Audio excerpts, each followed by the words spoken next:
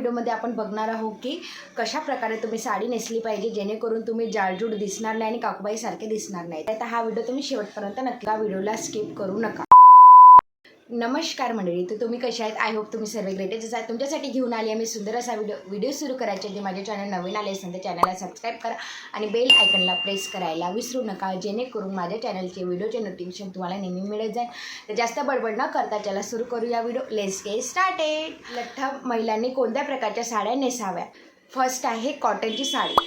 आता कॉटनची साडी वेअर करत असताना एकच मी सांगते तुम्हाला, कॉटन हा फुलतात। फ्रेशवाला कॉटन असेल तर ते फुलते।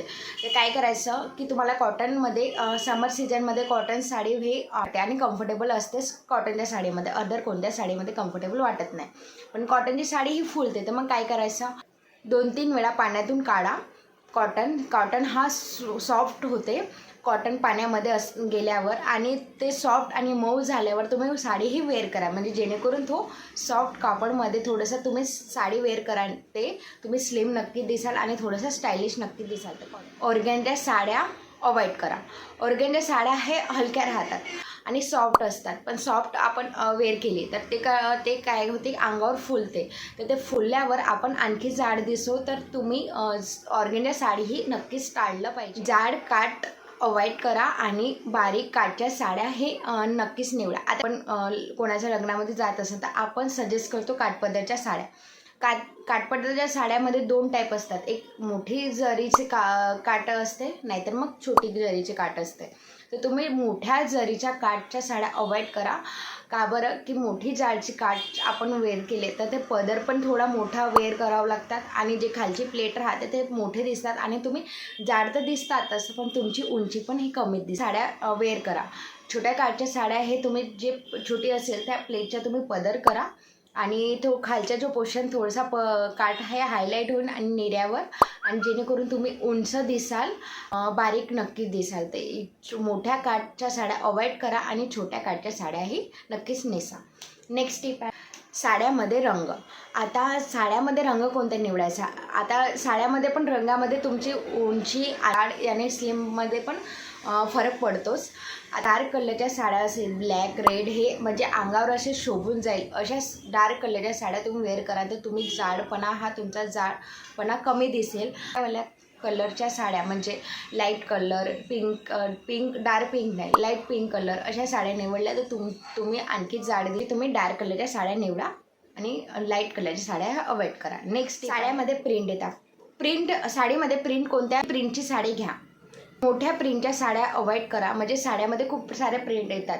आता काठापदर साड्यावर प्रिंट हे छोटे छोटे बुट्टे येतात, पण त्याचं हे नाही। तुम्ही सॉफ्ट कापड म्हणजे कोणता, क्रेप, जॉर्जट, सिफॉन अशा कपड्यामध्ये आहे ना प्रिंट्स येतात। तर त्या प्रिंट्समध्ये काही खूप गजगज प्रिंट असेल, खूप सारे प्रिंट असेल, मोठ्या प्रिंट्स असेल, तर अशा साड्या हे अवॉइड करा। तुम्ही छोट्या नाजूकच्या प्रिंटवाल्या साड्या हे घ्या, वेअर करा, जेणेकरून तुमची नाजूक प्रिंटच्या साड्या वेअर करा तर तुम्ही बारीक नक्की दिसाल आणि स्लिम पण नक्की दिसाल, आणि मोठ्या प्रिंटच्या साड्या ह्या अवॉइड। नेक्स्ट आहे कोणत्या कपड्याच्या साड्या निवडा। आता खूप सारे फॅब्रिक असतात, खूप सारे म्हणजे कॉटन, सिल्क, काठापदर साड्या, बनारसी साडी, अशा खूप साऱ्या साड्या असतात। मी एकच पॉईंट सांगते, लास्ट ऑप्शन, की जे अंगावर फुलणारी साडी असेल, खूप काठपदर असेल आणि खूप कडक असेल, तर या साड्या ही खरंच अवॉइड करा। आणि त्याच्यामध्ये ऑर्गेन्झा पण येतात ऑप्शनमध्ये। ऑर्गेन्झा हा मऊ असेल, पण ऑर्गेन्झा अंगावर फुलते, या साड्या अवॉइड करा। सिल्क, जॉर्जट, क्रेप, सिफॉन अशा कपडा आणि अंगावर चिपकून जाईल आणि स्मूथ वाटेल आणि कम्फर्टेबल वाटेल या साड्यामध्ये, अशा प्रकारच्या साड्या वेअर करा, जेणेकरून तुम्ही जाड दिसणार नाही आणि स्लिम दिसण्यात मदत। प्रकारच्या साड्या तुम्ही वेअर केल्या तर नक्कीच तुम्ही स्लिम नक्कीच दिसाल आणि काकूबाईसारखे जाड दिसणार नाही। कसा वाटला हा व्हिडिओ कमेंटमध्ये नक्की सांगा, आणि माझा व्हिडिओ थोडासा तरी आवडला असेल तर लाईक करा, शेअर करा, जास्तीत जास्त लोकांना शेअर करा, जेणेकरून त्यांना पण हा व्हिडिओ हेल्पफुल वाटेल। आणि मी कोणत्या टॉपिकवर व्हिडिओ बनवू कमेंटमध्ये नक्की सांगा, आणि माझ्या चॅनलला सबस्क्राईब करायला विसरू नका। प्लीज सबस्क्राईब करा। तुम्ही लास्टपर्यंत व्हिडिओ बघत आहात पण सबस्क्राईबच नाही करत, तर प्लीज माझ्या चॅनलला सबस्क्राईब करा। तर भेटूया पुढच्या व्हिडिओमध्ये नक्कीच नवीन विषय असो, तोपर्यंत धन्यवाद।